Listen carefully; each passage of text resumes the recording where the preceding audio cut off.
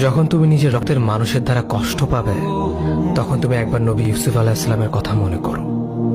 তিনি কিভাবে নিজের ভাইয়ের দ্বারা প্রতারিত হয়েছিল। যখন তোমার বাবা মা না বুঝে তোমার বিরুদ্ধাচরণ করে, তখন নবী ইব্রাহিম আলাইহিস সালামের কথা মনে করো। তার বাবা তাকে আগুনে নিক্ষেপ করায় ভূমিকা রেখেছিল। যখন তুমি সমস্যা থেকে পরিত্রাণের জন্য কোনো পথ পাবে না, তখন ইউনুস আলাইহিস সালামের কথা ভেবো। তিনি কতটা সময় তিমি মাছের পেটে আটকা পড়েছিল। যখন তোমার নামে কেউ মিথ্যা অপবাদ ছড়িয়ে দেবে, তখন মা আয়েশা রাদিয়াল্লাহু আনহার কথা মনে করো।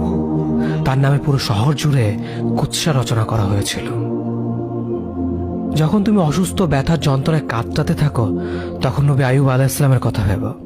তিনি ভয়ঙ্কর এক ভাইরাসজনিত রোগে আক্রান্ত হয়ে তোমার থেকে বেশি কষ্ট পেয়েছিল।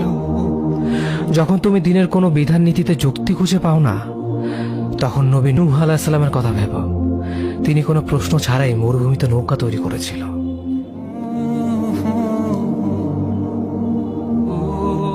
যখন তুমি আত্মীয়স্বজন, পরিবার, বন্ধু বান্ধবের কাছে হাসির পাত্রে পরিণত হও, তখন তুমি শেষ নবী হযরত মুহাম্মদ সাল্লাল্লাহু আলাইহি ওয়াসাল্লামের কথা ভেবো।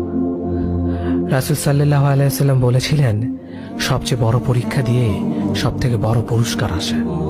যখন আল্লাহ কাউকে ভালোবাসেন, তখন তাকে পরীক্ষা করেন, এবং যে এই পরীক্ষাগুলো মেনে নেয়, সে আল্লাহর সন্তুষ্টি অর্জন করে।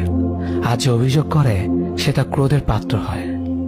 হে আল্লাহ, তোমার কথা মনে করা, তোমার প্রতি কৃতজ্ঞ হওয়ার এবং তোমার ইবাদত করার তৌফিক আমাদের দান করো। আমিন। যেভাবে তুমি সন্তুষ্ট হও, সেভাবেই আমাদের পরিচালিত করো।